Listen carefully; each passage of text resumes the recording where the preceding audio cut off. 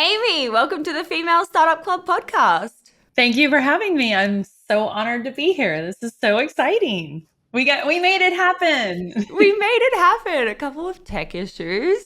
Love a tech issue. Story of my On my life. end, on my end. Oh, I don't know. I mean, who knows? No blame here. There's no blame here. Oh, gosh. I feel like we have a lot of ground to cover. There's so many things I want to ask you. I want to start with your first brand. I want to cover the acquisition. I want to cover the second brand. So let's kind of go back to where it all starts. I'm thinking pre 2016 ish. Where do you like to start your story? Okay, so I'm a mom of three, been married 26 years, and I like to start my story kind of with my mess. And my mess was, well, first of all, I grew up as with a single mom. So my mess really started as a child. And truth be told, my mom accidentally got pregnant with me and she wanted to have an abortion. And my dad, the one good thing he did, I think, was talked her out of it. He married her, but that lasted about 2 years because he was a drug addict, alcoholic. So raised by a single mom, pretty rough in the beginning. There were times where I was on the streets a little bit. I was in a foster home for a bit, and then I finally landed in a farm at my aunt and uncle's which really just changed my life. And I think it taught me what real love was, but it also taught me that I wanted a family. So when I got married and started having kids, very protective of my family, like everything was centrally like located about my family. So I had started this tradition with my three kids called Friday Family Fun Night, which was pizza and games or movies. But one Saturday morning, I woke up and I couldn't move. I was inflamed. I was really sick. My body was attacking itself, and it probably had been attacking itself for a very long time, but it like just broke me this one Saturday morning. So to fast forward, I was very sick, went to the doctors, was diagnosed with lupus and Sjogren's, was put on steroids, injections, and Plaquenil, which is the drug that everybody talked about during COVID, which has horrendous side effects. Yeah, Plaquenil was like the one that people were saying, you need to get Plaquenil in case you get COVID, but it has terrible side effects. And then I was on antidepressants. I was on, oh gosh, a water pill for inflammation. I was on 5 different medications and I got super depressed. I felt like I wasn't being a mom or a wife. I was like not able to function. So I literally went into a deep depression. And then one day I just said, I got to pull myself out of this. And I met with a man named Rob Wolf. And some viewers may have heard him. He's a big paleo guy at one time. He created the first CrossFit gym in my hometown. And I used to work out there. And I thought, I'm going to go meet with him because he really believes that food is medicine. And I want to figure out a way to get off these horrendous medications because the medications just had side effects that were worse than the actual condition that I was being treated with. So I met with him. He did an elimination diet. I went gluten-free, grain-free, and I figured out that grains and gluten were my issue. So I went looking to bring back the family fun night again and get some normalcy back in our family. And I discovered Udi's was the only gluten-free pizza crust in the market at the time. And it was horrible for me. It was horrible. It had a lot of fillers. It caused a lot of inflammation. So I went looking for a recipe online and I found a cauliflower pizza crust. Now, I was really resistant because cauliflower was not a vegetable I ever bought. And I mean, let's face it, it's like the last veggie standing at a party on a veggie tray. Like people don't really love eating it. So, and to me, it was like it's white and it smells funny. And so I don't consider it a vegetable because it's not green. But this recipe called for it. And I was like, okay, I'll try it. And I perfected it. It was a hot mess in the beginning, but we perfected it. And what I loved about cauliflower is that it was so bland, it took on any flavors we put with it. So I was making cauliflower pizza crust, cauliflower tacos, and friends and family were loving it. And one of my friends said, you should take this to farmers market, to our local farmers market, just to teach your kids how to work a market, how to talk to people. And it would be a fun little hobby. And so I did that. And it went crazy. Like I started getting orders before I ever made it to farmers market. A couple local grocery stores picked me up, which means I needed different licensing, eventually needing to get a co-packer. But really what transformed, and this is the first, we were the first cauliflower pizza crust to hit the market. So when we hit the market, there was just the head of cauliflower. There was no rice, nothing like that had been invented. Wow. World first. I know. We had a customer that lived about an hour and a half away from us, and she was a single mom, and her daughter was, or she had 4 kids, single mom of 4 kids. And of course, I'm near and dear with a single mom. And her youngest daughter had nonverbal autism, like she was not able to talk. And the doctor had put her on a low carb diet. And it turns out our pizza crust was low carb. It wasn't planned to be that way. It turns out it's low carb because it's grain free and gluten free. So she asked if I would send her some pizza crust, said sure. We sent her pizza crust for 7 months, like a lot of pizza crust. Oh, God. That gets me in the heart. Yeah, well, in order for Kenzie to eat, Jesse had to sit down and eat with her. So 7 months go by, and we're doing the farmers market thing. We're doing some online sales, not a whole lot. Matter of fact, in 2016, I think our total sales for the year were like 108,000, and I was actually, because the margins were so bad, I was actually negative 269,000 in the hole with the business.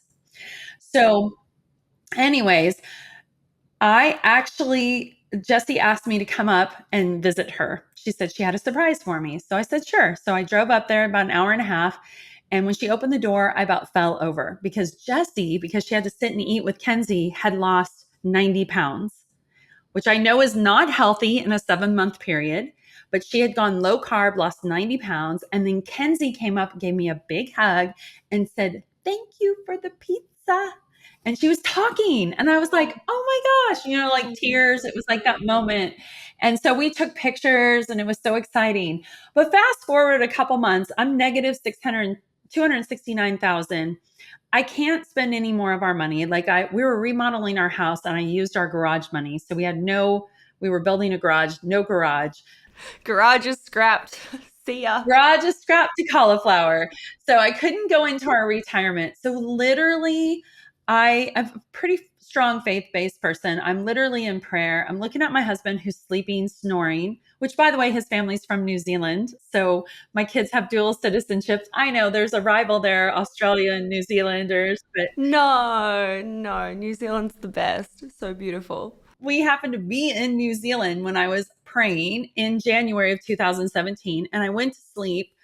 And that night I had a dream, and I don't usually remember my dreams. And the dream was really vivid. It was share Jesse's story online. So I woke up, I called my only employee I had who was back in the States, and I said, I think I'm supposed to share Jesse's story on Facebook. And she said, well, that's great, except for you better ask Jesse if you can talk about Jesse. And so I called Jesse, and Jesse was super excited. And back then, Jared was making headways in Subway for his perversion. And Jesse's like, I'll be the Jesse of Cali'Flour Foods, like the Jared of Subway without the perversion. I'm like, great. She was so excited. So we went ahead and we put it on Facebook, and Facebook shut it down immediately because you cannot do weight loss before and after. At least back then, in 2017, you couldn't do that. So I'm like, you know what? What's the more powerful story is Kenzie's. So let's talk about Kenzie and Jesse's picture. We have a picture of her with Kenzie before Kenzie was talking and after. And there's a dramatic difference. You can tell that she's lost weight. And we talk about the recipes they ate and so forth. Well, that ad and that post went viral. And so in January of 2017, we sold more than we had in the entire 2016. And so I have the 5 P's in my business, and I'll share that with you. But, and I believe that part of it has to do with what happened and why we went viral. But we ended up ending 2017 selling mass amounts of pizza crust. We started an email list. We started going into grocery. And by the end of 2018, we were the number one pizza crust on Amazon for 16 months straight. So we weren't just a cauliflower pizza crust. We were beating Boboli, Mama Mary's, like pizza crust, like not just frozen, not just cauliflower, but all pizza crust. So we were actually selling a pizza crust every 5 seconds online. We went nuts and became, by the end of 2018, we were an 8-figure business. So I quickly had to get a team. I quickly had to learn how to be a CEO. And I had owned other businesses, but nothing of this magnitude. And it was crazy. And then competitors started coming out, like, mass competitors and lots of other products. And so that's how Cauliflower started. I ended up selling a majority of it to some venture capitalists in mid 2019, mainly because I kind of lost myself, truth be told. I started traveling all the time. I was never home. My husband, who's a physician, and this is kind of funny because he's Western medicine and I'm holistic. And so we kind of butt heads, but in a good way. So he had given up part of his practice and they were calling him Dr. Mom because I was never home. And remember, I go back to my childhood with this and I'm like, no, I have a family. I've been blessed. I need to figure out a way to get back home. But I was gone. Like when Dr. Oz or the doctors or Home and Family, those shows, or the cast of Hamilton call you and they want you to be there and show, like, have your pizzas, or the ESPYs, Emmys, Teen Choice Awards, you go. You don't say no. And so I was gone all the time. So I decided to sell it to some venture capitalists. I also had just landed a major grocery store account, two of them, Whole Foods and Walmart. And I needed the experience of somebody that understood grocery to come in and help me. So I sold the majority of Cauliflower in 2019. Wow. Oh my gosh. Okay, I have so many questions. I think where am I going to start here? Because I had like some thoughts before, and my first thought was the power of storytelling is just, we can't ever forget the power of storytelling when you are building a business. Sometimes it's hard to share vulnerable things, or things that might not be like the polished version of something, but then actually when you release your truth and your story and the things that matter to you or the people around you and your community, the power is just. And I think even if you observe your own behavior, like, if a brand is just over here being like, oh, look at my cool brand and like, look at these features, you're like, yeah, okay, cool, whatever, I'm not listening. But if you're over here and you're like, oh my God, this is this person and this is, their before and after transformation, like, this is powerful and this is how it helped them. I think back to, it's funny that you talk about, your childhood. I also was raised by a single mom. I'm an only kid. We were raised like in the middle of the bush, off the grid. My mom had no money, like absolutely, dirt poor, even though she thinks she was like, she's rich in life. She would never say that she's poor because she thinks she's rich in life. And those kind of things I had never really spoken about. Like, I was always really like embarrassed by my childhood and embarrassed that I looked different to the other like kids around me, and I didn't come from this family unit, and I had like such a layer about it. But then actually when I started the podcast, what I was doing was telling everyone else's stories. And then what my listeners started saying to me, they drop into my inbox being like, we'd love to get to know you more. Like, we hear you every day. We would love to know your story. And I was like, oh my God, I would never tell my story. Like, it's not like, it's not the story. And then for some reason, maybe my husband encouraged me. I started like slowly adding in these tiny things. And that was like a real change in the show where things started to kind of take off more because I was being more vulnerable and sharing myself. And it's just, yeah, it's a really good reminder that those are the moments that you can really lean into, and they're powerful for everyone else. It's powerful for community. I never shared my story until I sold Cauliflower. I never felt like I would be taken serious. I never shared when I was on the streets. I put myself in a very vulnerable position at the age of 12, and I was sexually assaulted. Now, I never did drugs or alcohol, and I didn't sleep around at all. I had never slept with anyone, actually. I mean, at the age of 12. But I put myself in a really bad situation, and a 22-year-old Marine took advantage of that.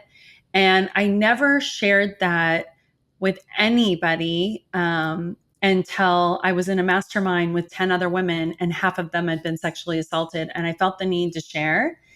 And I did. And then once I sold Cauliflower, I was like, you know what? I've made it. Like, I've done something really big.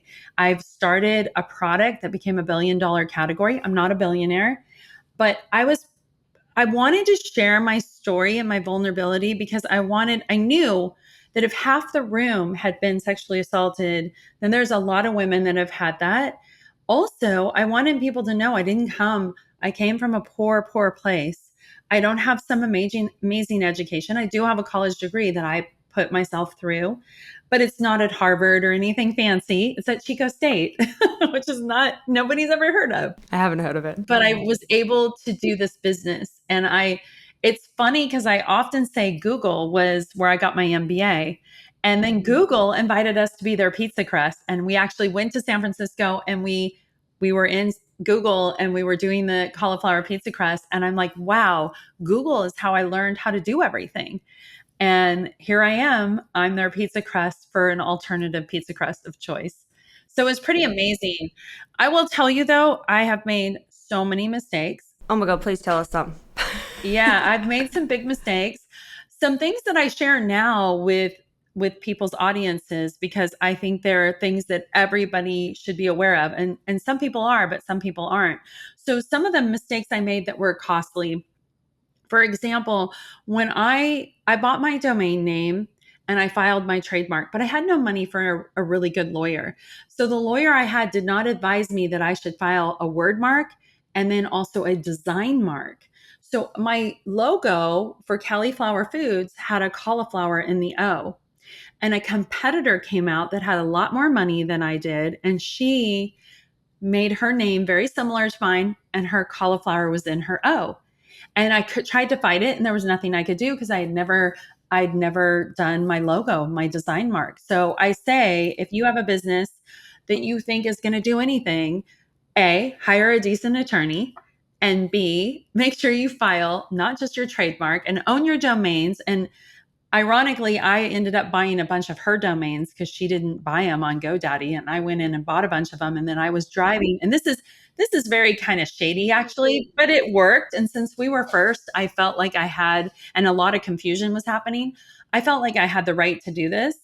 If it fits you and you don't feel like you're betraying somebody, do it. But I bought her domains, and then I drove her traffic when people would type in her name to our site, because you can do that when you own the domain. So I know that sounds schmarmy, but we were first and we had that logo first. And I was like fighting for everything I could. I didn't have millions of dollars. I mean, I love when someone shares a good little hack there. I didn't have millions. She inherited millions. I had nothing. I was scrappy. We got an order, we made it fresh. We used fresh cauliflower. We didn't use powdered. We didn't use fillers. So I was the real deal. And so, yeah, I wanted as many people to find me as possible. Two other things that cost me money. If you have a website, you need to make sure it's handicap compliant. Now, I didn't deliberately do that. I didn't even know that was a thing. And so when we became really popular, I got sued because I wasn't handicap compliant. Now, you can go on and you can pay $27 to get your website handicap compliant. It ended up costing me, we settled out of court. It cost me a fine of $12,000, but I had to have the lawyer. It took time. It was upsetting. But of course, I wanted to make my website right, And then there's also these little trolls that I call trolls that go in and they'll buy your font or they'll lease your font. And then they'll tell you you're violating your font. And if you're an established brand like we were, you want to own your fonts. You don't want to change your branding. It costs a lot of money to rebrand.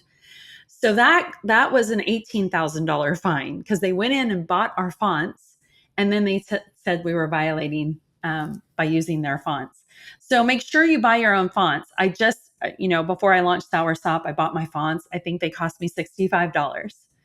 But what happens is when you become really popular and, people like you start looking at Google Trends and your business pops up and you're going like this, which is what happened with Cali'Flour Foods, you're going to have these trolls that are looking for ways to make money. And you can protect yourself, but they're not common knowledge things. Like, who knows to do that? Some people do. The handicap thing is becoming very popular, but not everybody knows that. So those are some little things that cost me some money. Oh my gosh, there's some great tips there. I love those. Thank you so much. I feel like we're all going to get straight on to making sure that everything is, in line with what you're saying. I really want to talk for a moment about the kind of acquisition moment and kind of how it came about. I just want to understand like your perspective of the VC world, what the advice was from someone. Like I know that you said, you needed more like strategic help in terms of you were launching into these huge national retailers. Kind of like, was someone like, okay, well, yeah, you're at X revenue now, so you can sell for this. Like now's a good time to kind of like let kind of that go. Just the vibe of this time.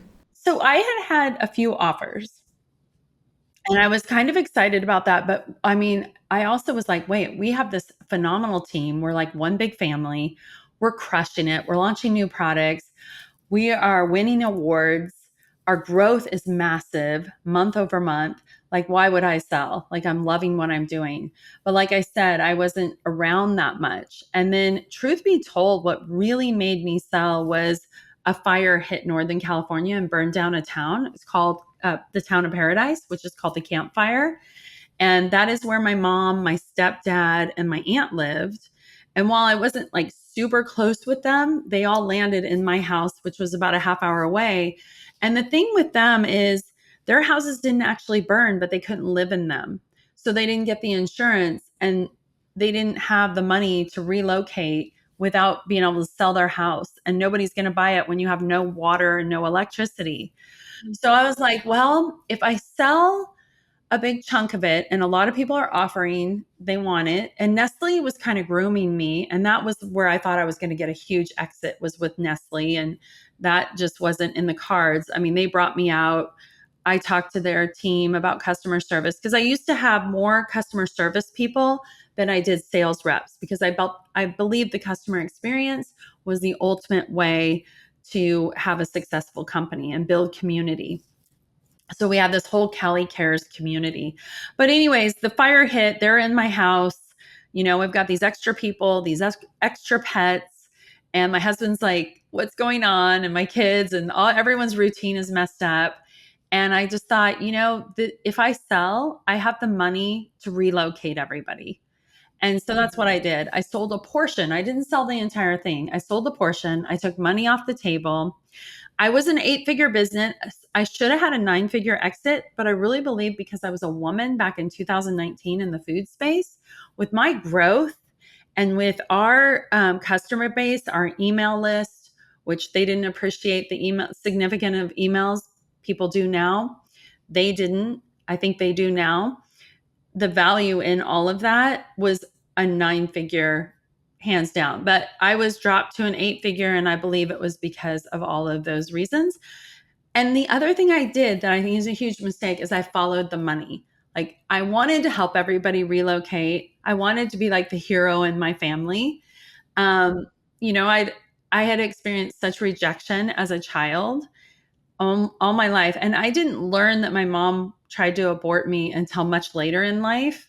But when I learned that, that was like another slap in the face. But like being rejected from my real dad, and I'm grateful to my stepdad. We have a great relationship. I have a great relationship with my mom now, but it's not the same as like I have with my kids. I didn't have those same experiences. So I felt like I could be the hero by relocating them. And my husband went to California to be with me. So I said to him, where do you want to move? And he said, I want to live on the water in Florida. So we moved across the country to Florida and we bought our dream house on the water. And my parents bought their house. I helped them with their house. And then I bought my aunt a condo, and I take care of my aunt because she has no kids. So yeah, it was an experience, and it was a way to get out and a way to help them. And the thing is that with the venture capitalists, and this happens a lot, but I didn't realize it. So the advisors around me were kind of sharing this. But again, I was like following the money, which I don't advise doing. I was following the money. And I took the deal at the last minute. I had an even better deal from somebody else. And I often wonder what would happen if I went the other route. But I took this particular deal. I honestly, my lawyer now tells me, the same lawyer that helped me, he's like, I think you had daddy issues during that time. Like you saw something in the founder of the venture capitalist that you related to as like a father figure. And I did. I saw him as a father figure. Like he was going to come in and teach me, and we were going to make this huge business and sell to like a Nestle. But that's not what happened. What happened was they put me on sabbatical, they changed my passwords, they fired my team, and they changed the recipe. No, Yes. no. Yes. What? I didn't know this. I didn't know this part of the story. All of that happened. So I moved to Florida. So I got money in the bank. I have my dream house. I moved to Florida. I've lost my business. They fired my team, which most of them were my good friends. So they're hurting and they're not speaking to me because they're in pain. And they're upset because they see me as selling the company and moving away, and then they're fired, and so they're dealing with their own pain because they helped me build it. It wasn't me that built it, it was all of us. So it was like their baby as well. And yeah, that happened. Like I came back to work after sabbatical, and during sabbatical COVID hit. So I couldn't even meet new people in Florida. So I became extremely depressed again. It was like a full circle moment. And I was sick again and inflamed again and didn't know what to do with myself. So my kids were thriving. My husband was thriving. They all would go to work and school. And I would literally cry all day, like looking at the beautiful water, seeing dolphins, should be so happy. And I was devastated because I lost myself. I didn't even know who I was anymore. And that's when I discovered Soursop, because my mom had been diagnosed with cancer. And my right hand person that helped me build Cali'Flour, who also got some money at the exit, she still was speaking to me, and she also was diagnosed with cancer. So my mom went Western medicine. My girlfriend went holistic. And I discovered Soursop through another friend whose daughter had cancer, and she was healing from using Soursop. So I was getting the fruit and I was getting it for both of them. And I took my mom. I mean, it's a blessing now. And I've gone through counseling and I've learned how to forgive. And I see now the rejection I felt from the venture capitalist was really just a redirection in my life for a whole new purpose, which was Soursop Nutrition. So I would have never discovered that if I had been working, because I wouldn't have had the time to take my mom to every radiation chemotherapy session. And then I wouldn't have ever met this woman with her daughter. And that's how I discovered Soursop, because she told me about it. I'd never heard of it. And then I started importing it in. It's so expensive.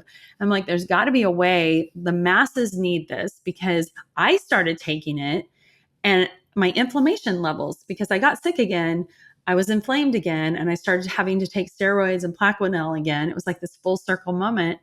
And then I started taking Soursop, and I realized it was just, I was losing weight again. My inflammation levels had dropped. I was feeling good again. And so I'm like, this is powerful. This doesn't even compete with a head of cauliflower. This superfruit is so powerful. And there's got to be a way for me to get it out there. And so that's when I started working on it. But here's a funny thing that happened, and then I'll stop talking because I'm talking a lot. No, no, I'm writing down notes so I don't forget my questions for you, because I'm like, oh my God, I've got so many things. Remember that inexpensive lawyer, not the lawyer that said I had daddy issues, my original lawyer. I did not know in the fine print that the venture capitalist owned anything I created. So remember, after I still had some shares in Cauliflower, but anything I created, I figured for sure I could never do a frozen product and I could never do a pizza again. But they would own anything I created. That's so predatory. This whole thing is so predatory. It's very common, though. It's very common in the venture capital world. It is not uncommon what happened to me. Founders, in order to take your company from an 8-figure to a 9-figure to an exit that we had hoped for, you've got to like kind of get the founder out of the way. You've got to bring in experts. Unfortunately, the experts they brought in were phenomenal for grocery, but didn't understand e-commerce. And we built our foundation was built on e-commerce, and that shattered. And when you start messing with your community, your loyal community that you've built, and they rely on that special customer experience, that special customer touch, and they lose that, they're going to go somewhere else. And there's so many competitors out there now. They found somebody else because we weren't treating them like we used to. We didn't have that same community. They shut down the Cauliflower Cares community, which was pretty devastating. It was our nonprofit too, and they shut that down. They just squeezing those margins. Yes, exactly. Yes. So while we're in mass amounts of grocery and we're growing that way, we're losing our community. And that's what you need to go into the grocery store and recognize your brand. So, yeah. So I understand what they were doing. And I went through counseling for forgiveness. And, I highly recommend if in a couple things. One, if you had any trauma in your life like I had, don't bury it. I believe that's why I got sick. Eventually your body expresses or shows whatever you've done to it. So if you have trauma and you pushed it down and you haven't dealt with it, it's going to manifest itself in some kind of illness. It's just inevitable. And I've talked to enough doctors, even though I'm holistic, I've talked to enough Western medicine doctors that'll say, yes, it will manifest itself in an illness. So it's very important to deal with that trauma. It took me many, many years to deal with it. Secondly, forgiveness is key to growth. And forgiveness is a choice and healing is a process, and you do it for yourself. Yes, I was embezzled also by an employee. I had to learn to forgive that person. I didn't go after that person. That's a whole nother story. I didn't go after that person. But I forgave them. And later on, they came to me asking me to buy their business. I mean, like, it's just everybody will get what's going to happen to them. Good people, you do good things. Sometimes bad things happen, but inevitably good things happen to good people. Bad things happen to bad people when you treat them wrong. So, yeah, there's a lot of forgiveness that I had to do, but I did it for myself so I could grow. Because when you're angry, and I also learned this, my mom used to rage as a single mom. And I learned in counseling during this COVID time when I was doing counseling that anger is simply fear and lack of control. And so I was really angry with the venture capitalists. I had a lot of anger there. And I lost control of my company and I was fearful of what I was going to be, who I was going to be. So learning to forgive really helped me grow and move forward. And Soursop would never happen had I not done that. So in 2022, I sold the rest of my shares of Cauliflower. Everybody gave me a hard time, family members, even my husband, because I sold it for pennies on the dollar just so I could launch this new product. And everybody's like, I can't believe you're selling your shares. Right. Okay. So you could kind of cut that and finish that contract so that you could move on. Yes, they're like, I can't believe you're doing that. Like like if they sell to a Nestle, but I knew deep down inside, Women's intuition. I'm like, women's intuition, you knew. I knew, and I wasn't part of the meetings. I didn't see the books, but in my heart and my mind, I knew things were not being run the right way. And lo and behold, last year at the end of the year, they walked away from the company and it shut down. No A way. lot of people don't know that. And out of the auction of selling everything, I bought the email list and I bought all the social media sites. So we're slowly converting those to Soursop. And I've gone online to my community and I've told them kind of a story, of what happened. Because for many months, the website just sat there. People were going, what's happening? And yeah, they just walked away. And so if I hadn't sold the last of my shares the year previous, I mean, you can't even imagine the amount of people that said to me, I can't believe you're selling these for pennies on the dollar. And I'm like, something inside me tells me Soursop is the way to go. It's going to help way more people than cauliflower.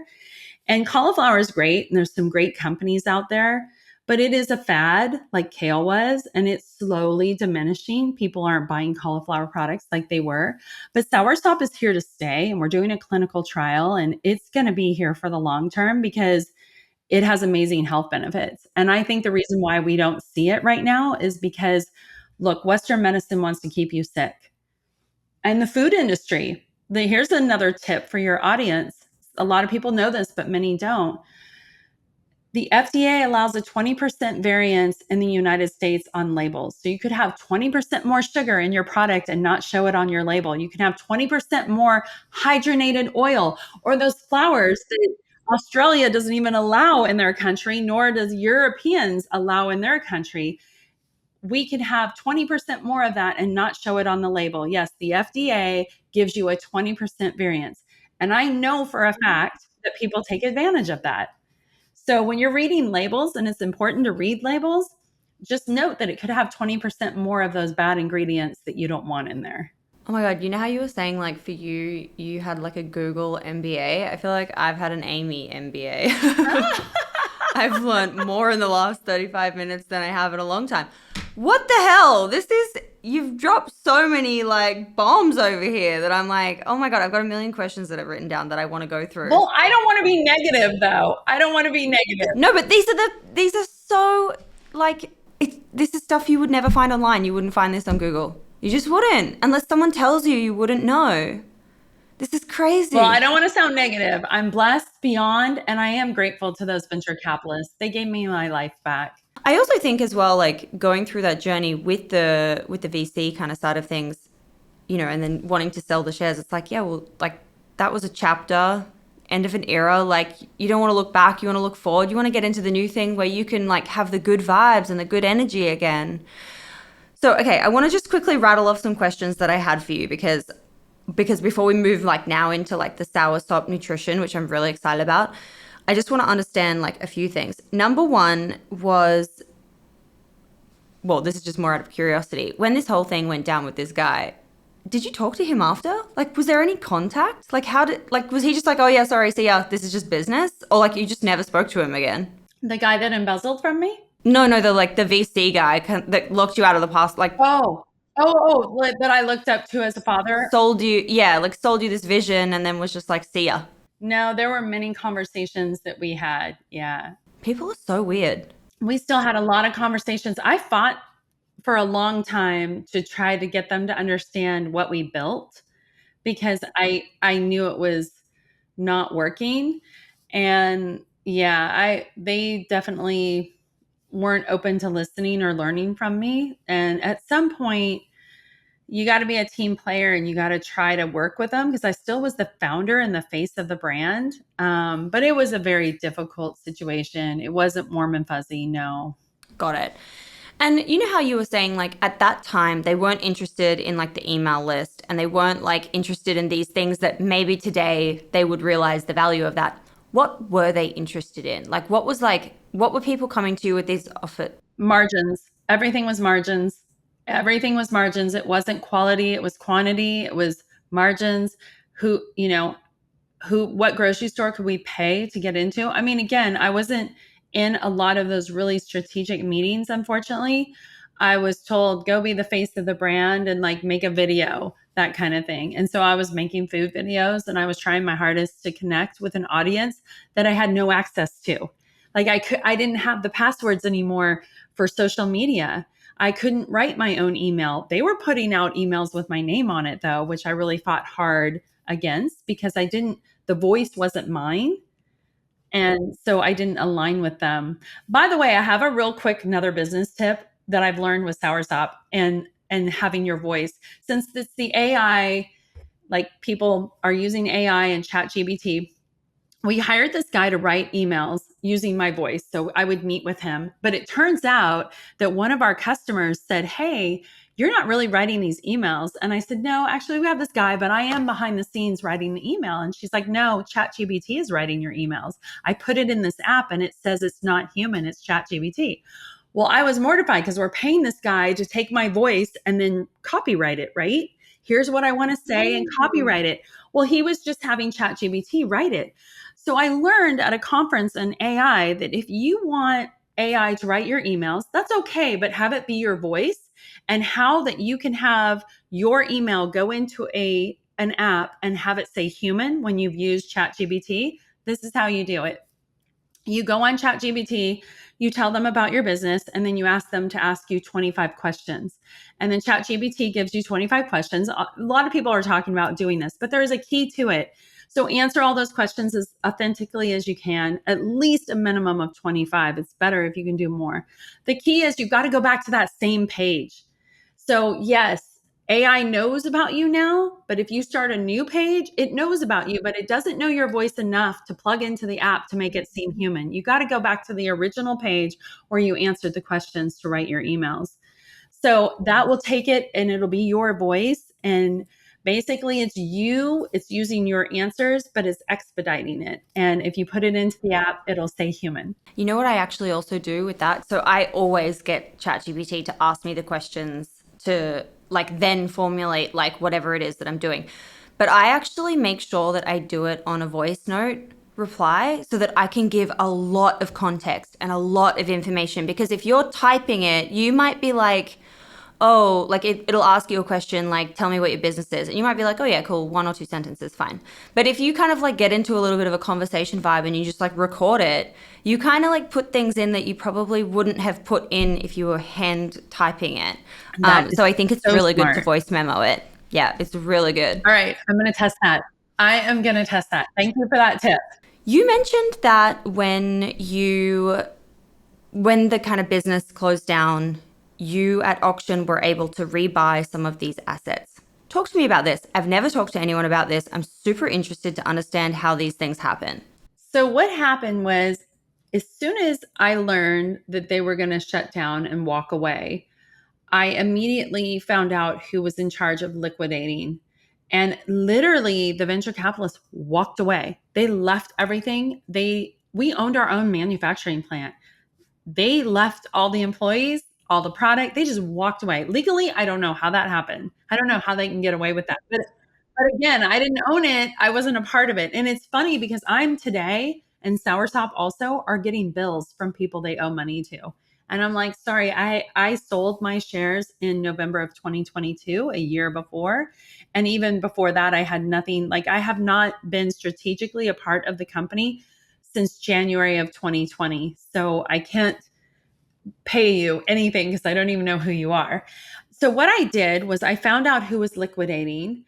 And at first, I was going to go around them. I went directly to the person that was in charge of marketing and I said, "Can I have your passwords? Like you're no longer," and they were pissed because they got a call like the night before that they didn't have a job anymore.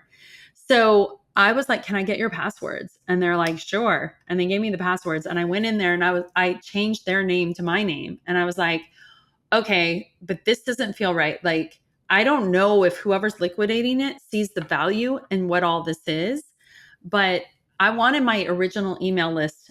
We had over 500,000 on our email list when we sold it to the company.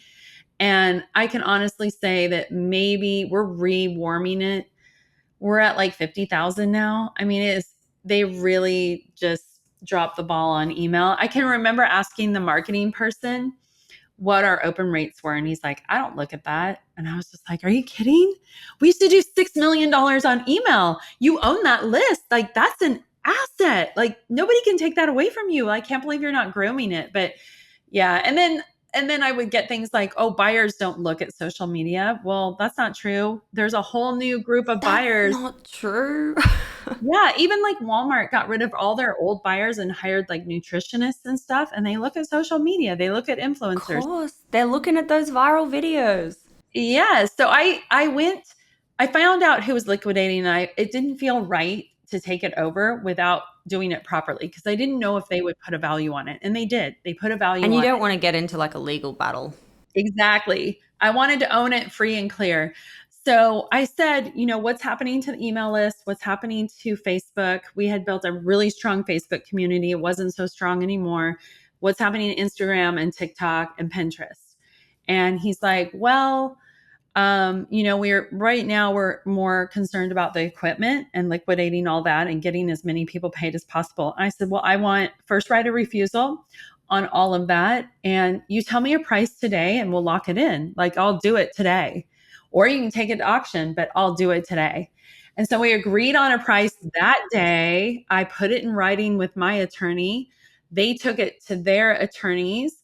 Everybody agreed on it. It took about 3 or 4 months. And then I was able to legally obtain those. Even though I had access to the social media sites, I just backed off of them. I didn't go in.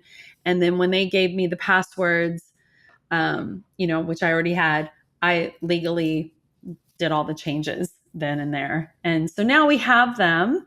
We have our own sites with Soursop because but prior to that, acquiring those, I had already launched Soursop. But now we have the Cauliflower too. And so our original company with Soursop is Be Me, Beyond Medicine. So that's what we've named the Cauliflower sites. And we've told them, hey, here's what happened with cauliflower. I have a national best-selling cookbook that I wrote during the cauliflower days. Abrams Publishing published it. So if people want the original recipe of the cauliflower pizza crust and many of the other recipes, I'm happy to send them a book. I mean, you can buy it, but I have a bunch of them. So for all of that community, we sent that to them. We sent out a bunch of books so people could have the recipe still, but they just have to make it, which is a little bit, it's a little bit of a pain. But yeah. But still, that's a nice approach to take, I think. Community first. Yeah, on those sites, we wanted to also honor the cauliflower community and we wanted them to try Soursop. So we're like, send us a message and we'll send you free samples of our product. And we hope to continue a relationship again. And you want to know something else? I really have to say this. My team that wouldn't speak to me, they are now either investors in Soursop or they're working with me again. We have the old team back. It's amazing. Oh my God, that is amazing. Wow. It's a dream come true. We are back and we are movers and shakers again. And it's just like, I can't tell you how many days I sat on my living room floor when nobody was home crying, just devastated. And I had no idea what I was really being set up for. And I think going to counseling and forgiving, I think God was like, okay, here you go now. Here's your people again. You lost your way and now you're back. And here you go. I think sometimes like the universe like it'll just smash bang you into a wall and be like, "Yep, okay, you're going to hit rock bottom for a minute." And then for some reason it like course corrects and over indexes and then it's like, "And now I'm going to deliver." And like now it delivered. Yeah.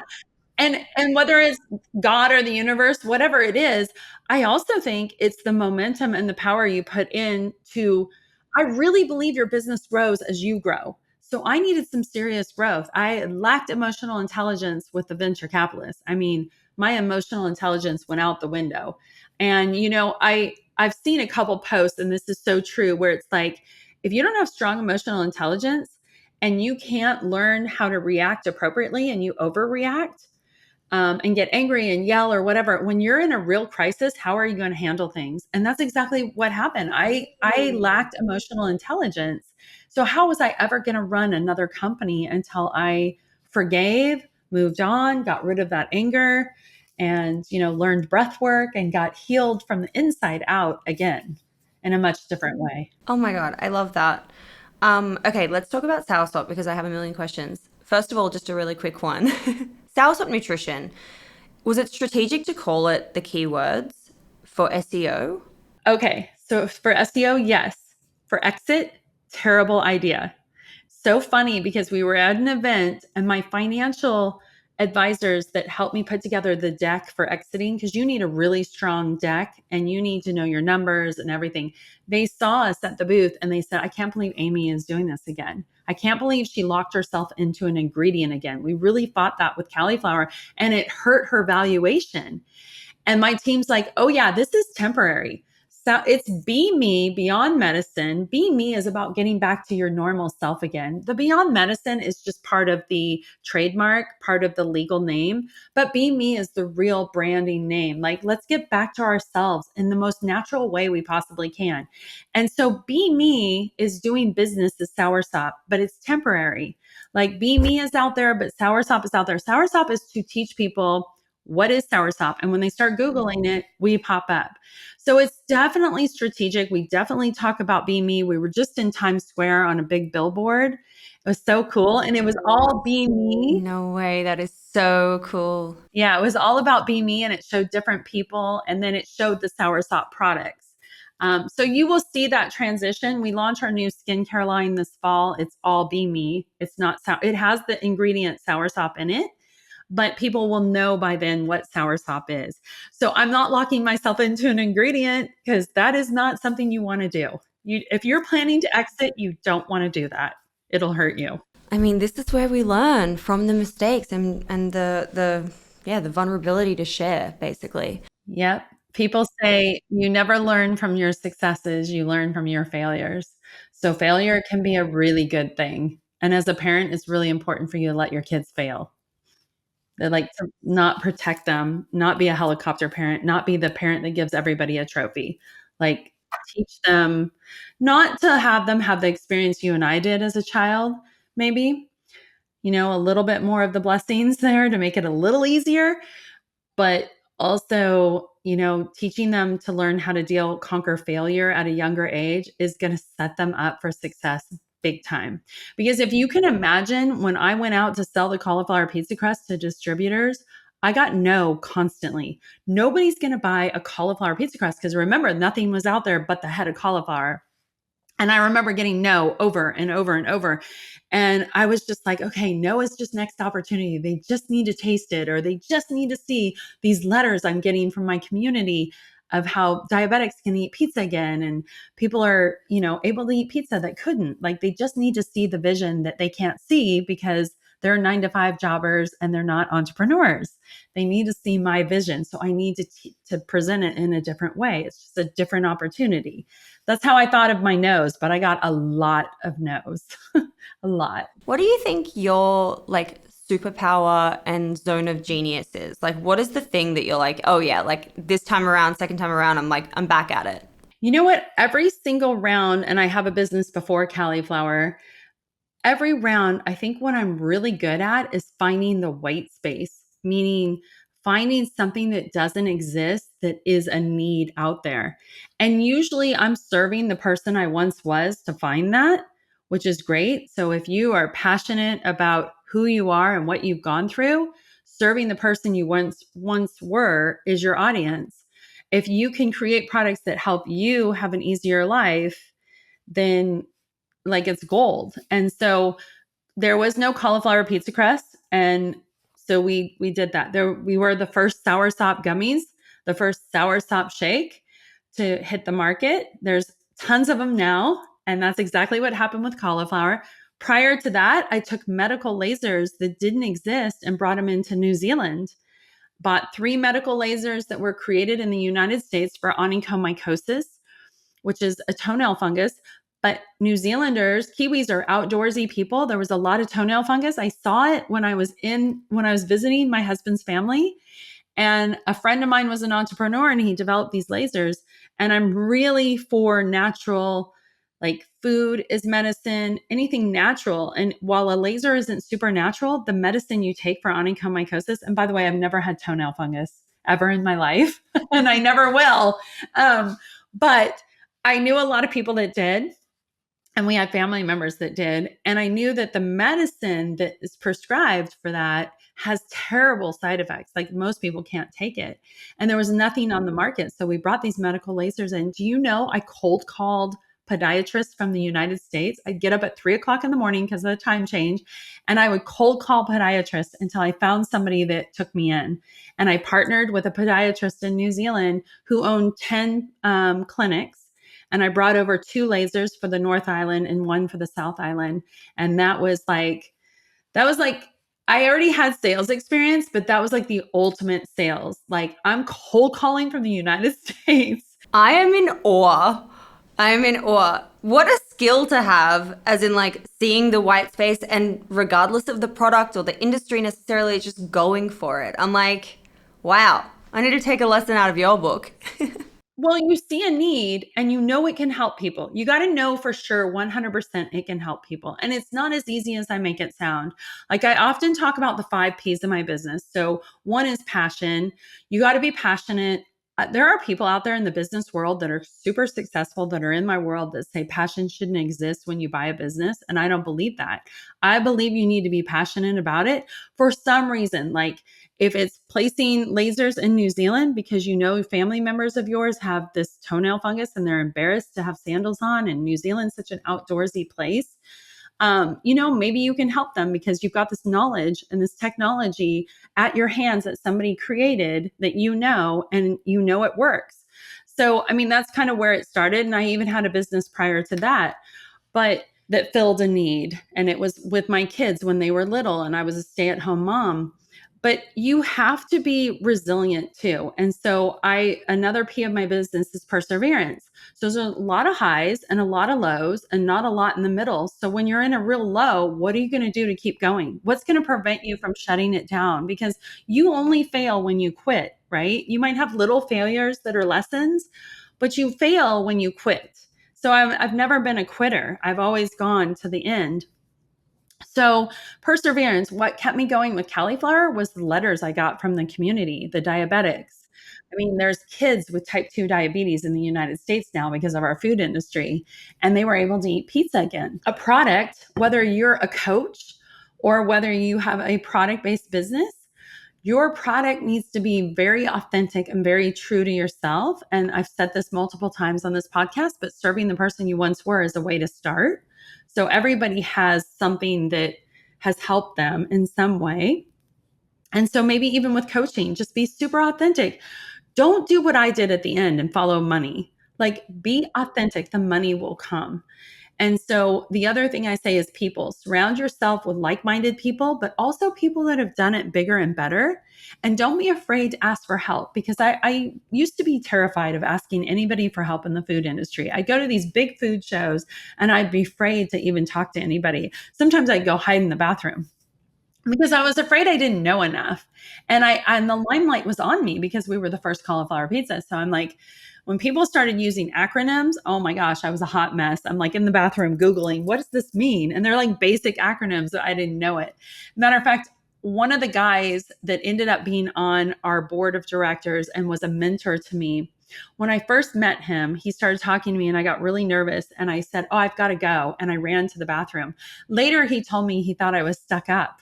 He goes, I thought you were super stuck up because you took off. And I said, Bob, I was terrified of you. And I went to the bathroom and I almost threw up. And I was trying to Google what you were saying to me. And I couldn't even remember it. But I was terrified that I didn't know enough to be in the room, to deserve to be in the room. I mean, we were a hot product. How did I deserve this? So ask people for help. They want to help. But make sure you're in the rooms of people that are doing bigger and better things so you can learn from them. So that really helped me when I conquered my fears and started getting over myself and was willing to ask for help. Paying it forward, I believe that's really important. We had Cali Cares. We're working with kids with cancer at Soursop. I mean, I think it's really important to pay it forward. And when you get to a certain point where you can, like even when we were making no money with Cali'Flour, we're still contributing. And right now we're contributing products and various different things. Even when you don't have money, find a way to serve. And I will tell you, when I was really depressed and going through counseling, they said the best way for you to cure, because I was like, I don't want to take an antidepressant. And they're like, okay, the best way for you to get over depression, the best way for you to heal, if you don't want to take an antidepressant, is go serve, go volunteer, get out of your own way and start serving others. And you will get those natural feelings along with breath work, meditation, getting enough sleep, eating right, exercising. That last component has really helped me to serve others. Just gets me out of my own head and out of my own way. So paying it forward. Did I say everything? Passion, product, people, perseverance, and paying it forward. Those are my 5 P's of my business. Oh my God, I love that. The 5 Ps. I love that. With Soursop, now, what are you doing the same and what are you doing differently to build this business? Actually, wait, before you answer that, do you prefer the 0 to 1 phase or like the 1 to 10 phase and above? Like, what's like your kind of like, you love it, it's the vibe, it's where you're most excited? Okay, explain what you mean by that. Oh, sorry. Okay. So do you like kind of like the really early beginning of a business where you're going from like 0 to a million in revenue? Or do you like the like, because there's such different blueprints, right? Like the 0 to 1 phase is like the scrappy and like getting like down and dirty. And then the 1 to 10 million phase is such a different, criteria. And I know you built the brand to more than that, but like those kind of the 2 phases that. I figured that's what you meant, but I wanted to clarify it. Okay, so I really like the beginning phase. I like, that's where I'm the scrappiest. That's where I can get the most creative. That's where I can make the most mistakes without it costing me too much. That's the real learning phase. I really like that beginning phase. I like the middle and the end phase as well. I can't wait for my next end phase because I've only had that one big ending the one time and I've made so many mistakes. So I can't wait to have the even a bigger ending where I don't make the mistakes. But that beginning part is so fun. Like just knowing you have something in your hands that's super powerful, but you haven't launched it yet, and just getting creative with your team and figuring out strategy. The thing that we're doing with this business that we did with Cali'Flour really well before people were doing it, but now it's very saturated, is besides using email, we're using affiliates and influencers and really doing a robust affiliate program. We did that with Cali'Flour before a lot of people were doing that. Now it's very competitive, and there's agencies out there now that do it for you, which we didn't have with Cali'Flour. We were doing it internally.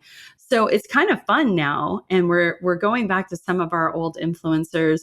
The one thing I can say to you is everybody's negotiable. So I don't really like, I'm looking at some of the people we worked with Cali'Flour, and we paid them like $500 or $600 and they're like 10 grand now. And I'm like, no, I can't do it. Like I'm not there financially. It's not that they're not worth it, but it's just amazing to me how much they've grown too and what they get paid for virtually the same 30 seconds. So, I believe in one of the biggest salespeople for us that was not employed by me, was an affiliate, was a stay-at-home mom. She sold over $1 million worth of pizza crusts every year. Stay-at-home mom, and she had about 20,000 followers between Facebook and Instagram. And she would make recipes, and she was in her sweats, and she wasn't all dolled up and fancy, and nobody knew who she was. And she would sell the heck out of that product. And she even started doing her own ads with our products. And we had a really good affiliate plan. We paid out really well. And so check out our affiliate program at soursopnutrition.com. We are paying more than any other supplement company out there right now. We researched everyone. If you find somebody that's paying more, let me know. We'll match it or beat it. But we have the biggest affiliate program. We have trainings. First of all, you got to try the product and make sure you actually will use it and love it, because we don't want anyone promoting it that isn't actually going to use it. We'll never pay a celebrity just because they're a celebrity. Like they've got to love it and they've got to see the benefits of it. So I think that works really, really well. Building a community. I think everything's about community. And I think we learned that in Cali'Flour before people were actually doing it. And you mentioned story. I studied story brand with Donald Miller.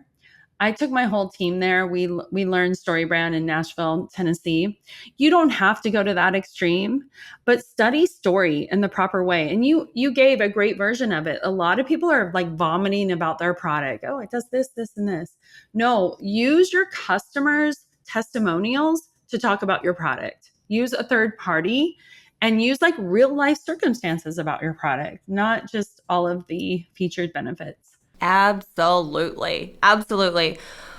Oh my gosh. Where do we want to leave this? What's your you've given us so much advice and so many learnings, but what do you kind of want to leave, if someone's listening right now that is a small business owner, they're just trying to find their feet, or maybe they want to start something, they don't know where they want to start yet. What's your kind of advice to those people, those women? Yeah. So I think, like I said already, follow your passion. But one of the tools that I use to make decisions, and I think it's a really powerful one. And I'm doing a lot of talks on stages now, and I actually love it. I used to be terrified. Oh my God, me too. We're so similar. I love it. We need to become friends outside of this. Anyways, I was on stage and there was like 75 women, and they were all nurse practitioners or nurses, and they were starting their own businesses. And this was towards the end of their mastermind. I was speaking at somebody's mastermind. So they had already done all the things like buy your domains, get your website going, all of that. But many of them hadn't they didn't know how to make decisions, and they weren't sure how much they wanted to put into the business. Were they ready to start, like leave their job and go full time? And so it's a real simple tool, but I was surprised. One person raised their hand and 75 people in the room, and only one person raised their hand that had ever heard of it. And I really believe in using a SWOT analysis. So have you ever used a SWOT analysis? I mean, I know exactly what it is, but I actually haven't used it in a while. But continue, please. Yeah. So strengths, weaknesses, opportunities, and threats. So I use that to make any kind of major decision and even in minor decisions. And it's a tool. It takes a moment. You got to write it out. If anybody wants a SWOT analysis like the one I use, DM me in my, because I handle all my DMs in my Instagram, which is Hey Amy Lacey. And I'll send you my tool that I use. But I use it for everything. I think it's more important than a business plan, to be honest. I mean, it's really important to know your financials, but I use it to make major decisions, minor decisions, and small decisions. And it's a tool that I learned midway through Cauliflower.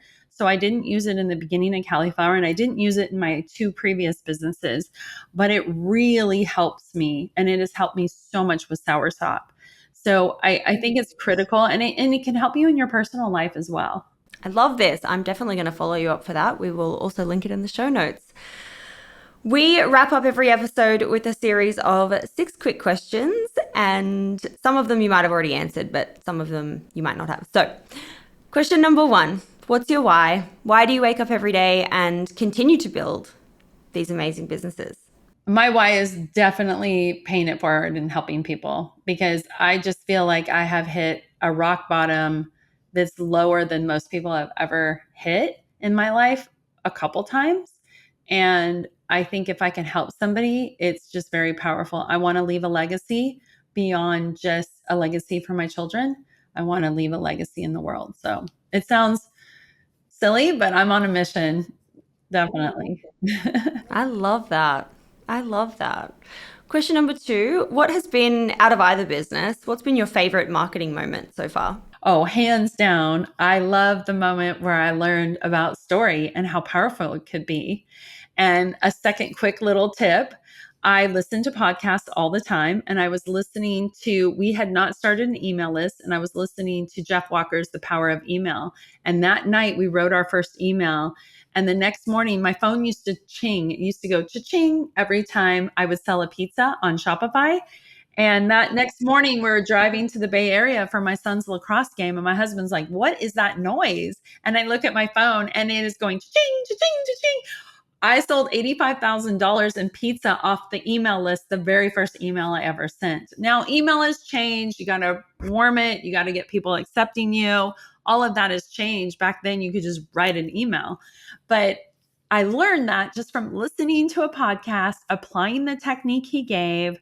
So I think it's very important to listen to people like you and, apply it, try it. Wow. I'm going to go listen to Jeff Walker. Well, email, just learning the power of email that day was amazing. And then, of course, I love telling Jesse's story because it went viral. And I can say I had at least one post in my life go viral and impact a lot of lives. Wow. So many good ones here. Okay, question number 3, go to resource where you're kind of learning business newsletter, business podcast, or something else. Well, of course, I already said Google has been my friend, but again, podcasts too. Like, listen to the experts, listen to people that are doing things that you want to do, listen to how they're doing them, listen to their podcasts, read their books. I'm a huge person of podcasts and books. More than, I mean, I don't watch TV, rarely, and I will go to the movies as a time to veg out. But for me to learn, it's podcasts. It's it's definitely other people's books for sure. Love.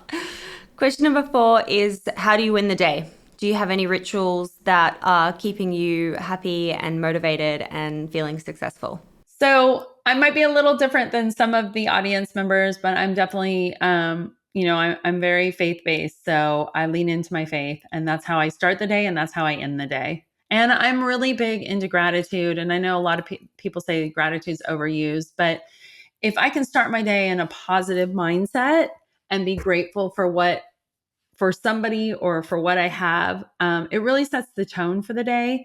And then if I can end that day as I'm laying in bed and thinking about what I've accomplished or what I've done for the day, if I can end it in appreciation, either for myself or for somebody else, I don't know, I sleep a little bit better. Sleep is so important, by the way. Oh my God, sleep is so important. So important. We could do another episode on sleep. We should. We need to do a part 2. I feel like we could talk for hours. We could. We're launching a sleep line, and my husband's board certified in sleep. So we could do a whole thing about Western medicine sleep and holistic sleep. I would love for you to tell me all about that. We will book this in straight after this. Part two. What's been, I mean, you've shared a couple already, but what's been your worst money mistake? My worst mistake was I was down in Beverly Hills. I was on a panel. I was actually on a panel with a bunch of bachelorettes, and then Tori Spelling was there. It was the most random panel. And I got a 911 text from my team. And it turns out that our sales were tanking big time, just like tanking. And this is before the venture capitalist. This is when I owned the company. And it turned out that our macros were wrong on our products. We had just rebranded, and we had all new packaging, and the macros were wrong on the back. Well, when you're doing packaging, people check the packaging. Like, the packaging people send you over the proof, you check it, and then there's always a final person that checks off on it before it goes to print. And I was that final person. When I was so busy and we were growing so fast that I didn't even check it, and I checked off on it, and the macros were wrong, and our community didn't trust us for a bit.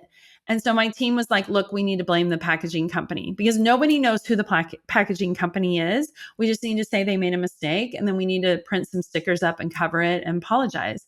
And so I was like, yeah, let's do that. That'll be easy. Well, I started thinking about things, and I started thinking about actually something that was said on the panel, and just how you need to be true even when it costs you. And I knew our sales were tanking because we had these people online that were just like, these people are frauds, you know? And so I wrote a letter to my community, which tells you how powerful the email list is by now. I wrote a letter on social, and I wrote a letter on community. I actually wrote the letter, and I apologized. And I said, I have become so busy that I didn't take the time to do what was most important, which is making sure that everything is authentic and legit on what you are reading and what you're getting. And I'm sorry, and I own it. And these are wrong. And this is what it really is. And so our sales tanked like to 15,000 a day, and for a couple days. And that was really low for us. And after that letter went out, even some of my competitors, like the owner of Real Good Foods, wrote, classy, good job. And our sales spiked for 2 days after we wrote that email in our social medias. Our sales were over 150,000 for a day. They had 10x just because people appreciated being super true. Now, that we had 265,000 packages that were wrong. That mistake cost me almost $1 million, because we lost so much revenue in the time where all the people were outspoken online. And you get a negative person online, it can spread like wildfire. And so to just be truthful and own your mistake and own it publicly, it just opened so many new doors for me that I never thought. And it could have been so easy for me to blame the packaging company because nobody knew who they were. But I knew it wasn't the right thing to do because it wasn't their fault. So that is one of the biggest mistakes, but also one of my biggest learning experiences, that you can make a terrible mistake and people will forgive you, and people will be loyal to you for owning it. So I've taught my kids, own your mistakes.